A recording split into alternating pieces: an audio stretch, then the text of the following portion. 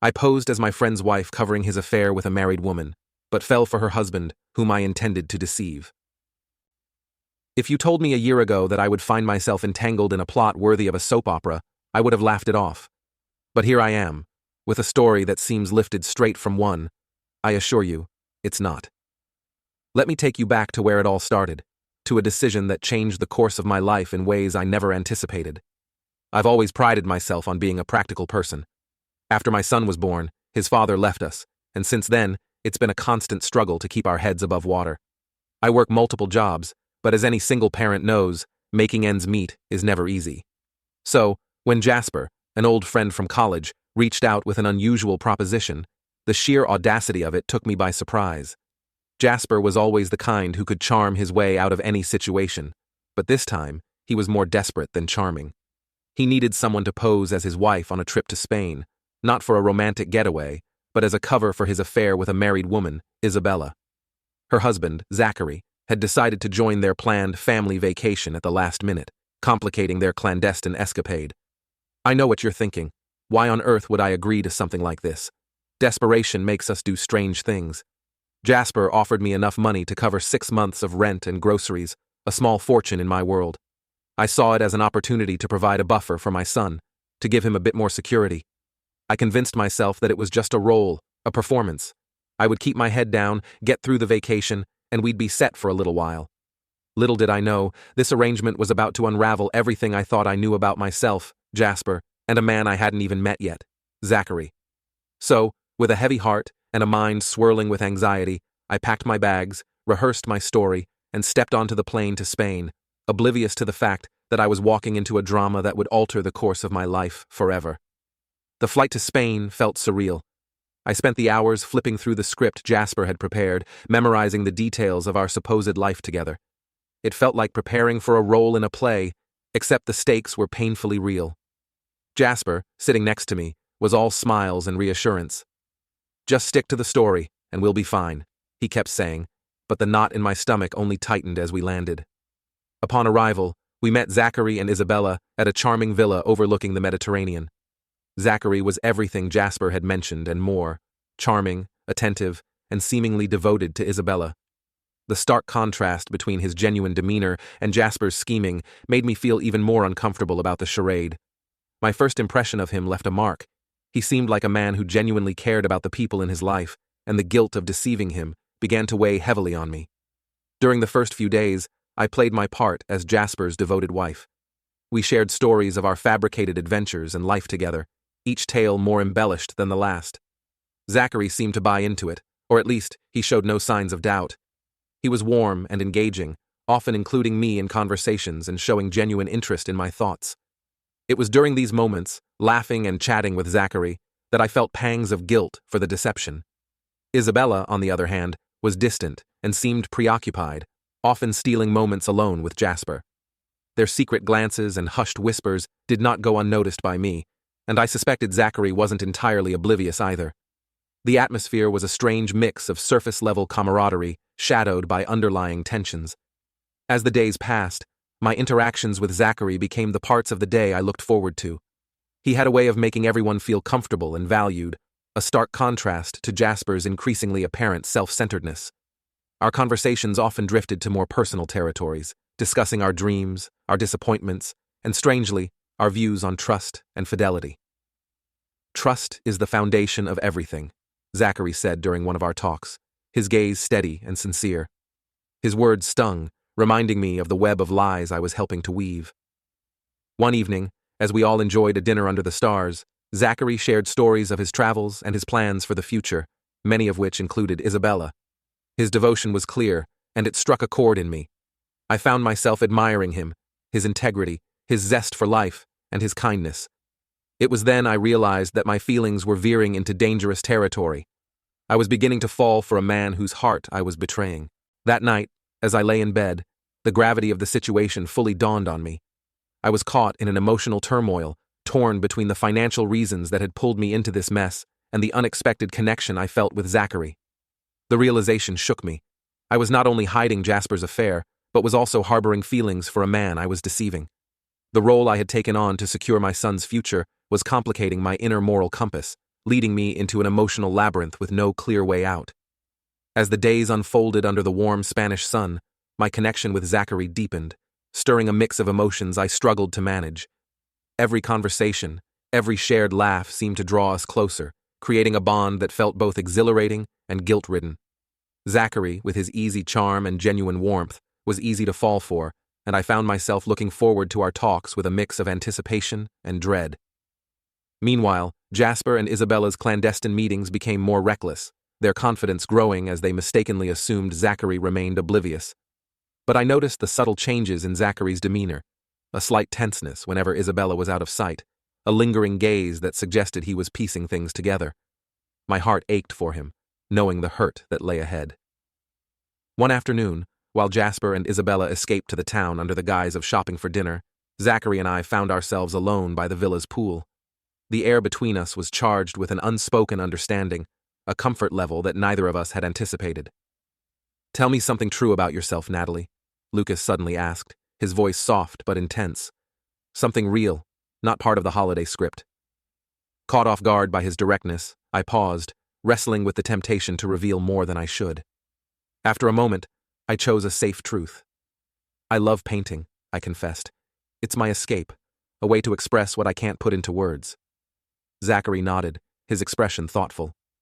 "Art has a way of revealing our true selves," he mused, then shared his own passion for photography, explaining how capturing moments helped him hold on to the things he cherished most. As we shared more about our lives, the conversation naturally flowed into deeper waters. We discussed our fears, our hopes, and unexpectedly, our experiences with heartbreak. Zachary's insights into trust and vulnerability resonated deeply with me, highlighting the stark contrast between the man he was and the man I was helping deceive. That evening, as we all reconvened for dinner, the air was thick with unspoken words.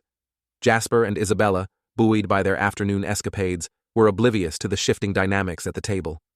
Zachary was quieter, more reflective, and our exchanged glances spoke volumes of the silent understanding developing between us. Over the next few days, my feelings for Zachary grew, each moment we shared adding layers to my emotional turmoil. I found myself caught in a moral quagmire, torn between the financial motivation that had brought me here and the burgeoning feelings for a man who deserved none of the deception surrounding him. The climax came unexpectedly. One evening, as we all enjoyed a local festival in the village square, I watched from a distance as Zachary confronted Jasper. Though I couldn't hear their words, the tension was palpable. Zachary's face was a mask of restrained anger, Jasper's a picture of defensiveness. It was clear Zachary had discovered enough to question the facade we had so carefully constructed. My heart sank as I realized the inevitable fallout.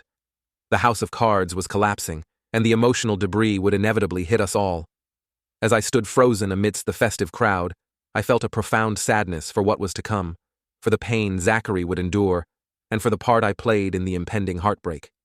The festive lights blurred before my eyes, a stark contrast to the darkness settling over my heart, foretelling the storm that was about to break. The confrontation between Zachary and Jasper at the festival was the spark that ignited the unraveling of our carefully constructed facade. That night, under the cover of festivity, the truth came crashing down around us. The tension had reached its peak, and it was only a matter of time before everything spilled over. Back at the villa, Zachary confronted me directly, his expression a blend of hurt and betrayal that cut deeper than any words could. "Natalie, I need to know the truth," he said, his voice steady but filled with emotion. "Is this all just an act? Are you really who you say you are?" Faced with his earnest plea, I found myself at a crossroads. The weight of my deception bore down on me, and the sight of Zachary's pain was more than I could bear. With a heavy heart, I confessed everything, the arrangement with Jasper, the financial incentive, and my role in the entire charade. The words poured out in a torrent of regret and apology, each one landing like a blow. Zachary listened in silence, his face a mask that slowly crumbled as the reality of my betrayal sank in. When I had finished, the silence that followed was deafening. "I trusted you," he finally said, the disappointment palpable in his voice. "I thought there was something real between us." The pain in his words was a sharp reminder of the damage I had caused, not just to Zachary, but to myself and the values I held dear. The realization that I had compromised my own integrity for financial security was a bitter pill to swallow. The next morning was tense and uncomfortable. Zachary had spent the night in a separate part of the villa, distancing himself from the group. Jasper and Isabella were now aware that their secret was out, and the atmosphere was thick with recriminations and guilt. Before we could even sit down to breakfast, Isabella's husband decided to leave, his expression one of betrayal and anger. He packed his bags in silence, refusing to speak to anyone, and left for the airport. Isabella, caught between remorse and panic, tried to apologize, but her words fell on deaf ears. With the vacation effectively over, the remaining days were spent in awkward silence. Everyone was lost in their own world of regret and reflection. I, too, was deep in thought, grappling with the consequences of my actions and the personal fallout from the trip. As we prepared to leave Spain, the weight of my choices hung heavy on my shoulders. The plane ride back was a quiet affair, each of us absorbed in our own thoughts. Back home, I found myself alone, my actions having alienated the one person who had brought a glimmer of something genuine into my life.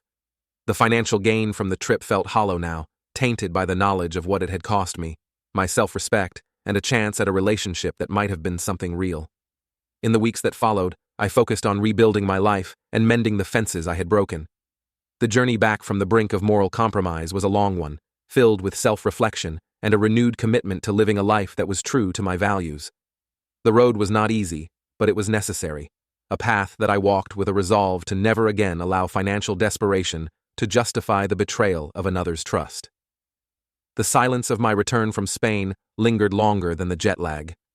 My apartment, once a sanctuary, now felt like a stark reminder of my recent past, filled with the shadows of the choices I had made. Every corner seemed to echo with the fragments of the conversation I had with Zachary, each piece a sharp shard in my conscience. I tried to immerse myself back into the rhythms of daily life. I returned to my work with a forced focus, attempting to distract myself from the emotional turmoil that clung to me like a second skin. Yet, every email I sent, every project I completed, felt trivial compared to the gravity of what I had experienced. The first few weeks were the hardest. I kept replaying the events in my mind, analyzing every decision, every moment that led up to the disastrous end of the trip. The guilt was a constant companion during those long days and even longer nights. I couldn't help but wonder how Zachary was coping, whether he had managed to salvage his marriage or if the revelation had been too much. One afternoon, a few weeks after my return, I received a call from Jasper. He sounded contrite, more so than I had ever heard him before. "Natalie, I'm really sorry about everything," he began. "I never wanted things to go this far. I've lost everything. Isabella's gone back to her husband, and they're trying to work things out. I'm left sorting out the pieces of my own mess." I listened quietly, feeling little sympathy for Jasper's plight. "Jasper, what did you expect? That everyone would just forgive and forget?" I asked, my voice colder than I intended. There was a pause on the line. "I guess I hoped. I don't know. But you're right. I've made my bed, and now I have to lie in it. I hope you can forgive me someday." I hung up without promising forgiveness, unsure if it was mine to give. Jasper's regret did little to ease the burden of my own. In the months that followed, I threw myself into being the best mother I could be. My son, unaware of the specifics, noticed a change in me. "Mommy, you seem sad," he would say, his young eyes filled with concern. "I'm okay, sweetheart," I would assure him, hugging him close, grateful for his innocent love and the uncomplicated joy he brought into my life. He was my reminder of why I needed to be better, why I couldn't let my mistakes define me. As the months passed and the rawness of my emotions began to heal, I found strength in attending a support group for single mothers. It was there, in those meetings of shared struggles and collective strength, that I slowly pieced myself back together. These gatherings offered me a sense of community and understanding that I hadn't realized I'd been missing, providing a comforting routine that anchored my weeks.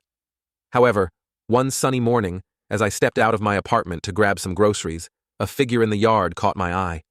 My heart skipped a beat when I recognized who it was. Zachary was standing there, looking unsure and somewhat out of place, his hands stuffed nervously in his pockets. Seeing him after all this time brought a flood of emotions rushing back. "Zachary?" I called out, my voice revealing my surprise. "What are you doing here?" He gave a small, uneasy smile as he approached. I needed to talk to you, Natalie. I've been thinking a lot about everything, and I couldn't move forward without seeing you again," he explained, his eyes searching mine for any sign of welcome. Nervously, I nodded, gesturing for him to follow me inside. Once we settled into the small living room, the weight of our past hung heavily between us, filling the air with a tense silence before Zachary finally spoke. "I've come to realize how deeply I wronged you by not understanding your situation, by judging you without truly seeing your struggles," he began, his voice laden with remorse. "I've come to ask for your forgiveness, to try and make amends if you'll let me." His words were sincere, and I could see the genuine regret in his eyes. But he didn't stop there. He hesitated for a moment, taking a deep breath before continuing. "And there's something else I need to say. Despite everything that happened in Spain, I haven't been able to stop thinking about you, Natalie. I understand if you can't feel the same, especially after all that's transpired, but I needed to be honest about my feelings."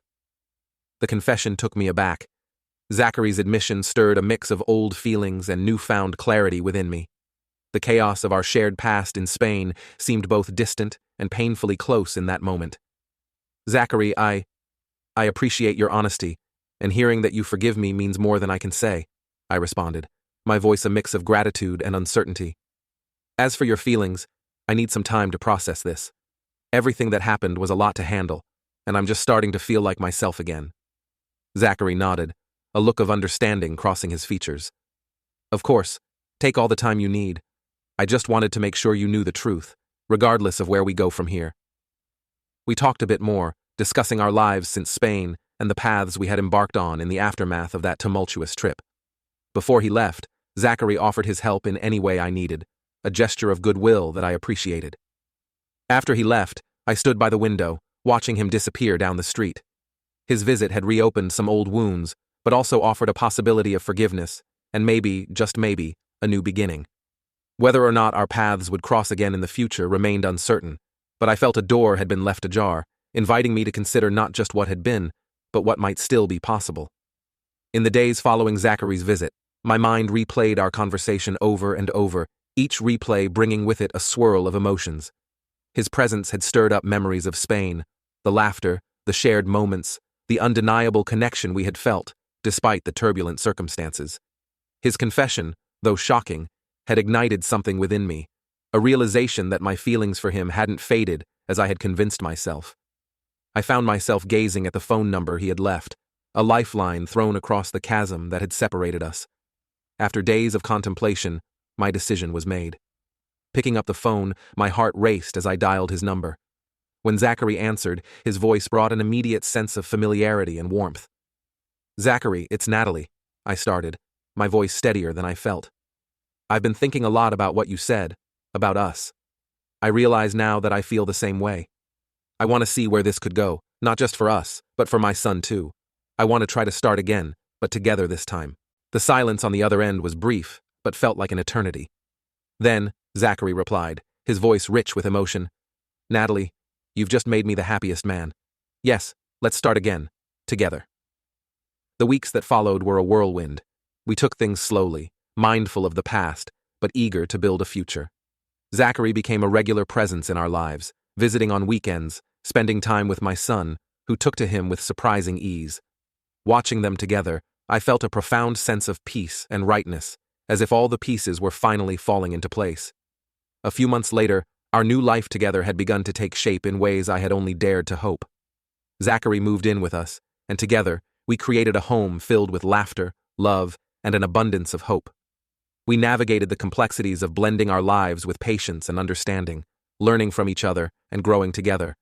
Our evenings were spent sharing meals, talking about our days, or simply enjoying the quiet companionship that had once seemed an impossible dream. On weekends, we explored local parks and museums as a family, making memories that were distinctly ours. Zachary and I also made time for just the two of us, rekindling our relationship with dates that often ended with long conversations under the stars. It was during one of these nights that Zachary turned to me, a serious look in his eyes. "Natalie, I know we've been taking things one day at a time, but I want you to know that I'm in this for the long haul. You and your son, you're my family now. Whatever the future holds, I want to face it with you." Tears welled up in my eyes as I listened to his words, each one resonating deeply within my heart. I knew then that the path we were on was right, that the decision to give us a chance was the best choice I had made in a long time. "Zachary, I feel the same," I replied, my voice thick with emotion. "You've brought so much joy into our lives. I can't imagine it any other way." As the months turned into a year, our life together continued to flourish. Challenges arose, as they do in any relationship, but we faced them united, our love and commitment to each other and to my son proving stronger than any obstacle. The pain and deception of the past had given way to a present filled with trust and love and a future that promised even more. Looking back, I realized that sometimes, out of the chaos of our biggest mistakes, comes the greatest happiness, a lesson I now held close to my heart.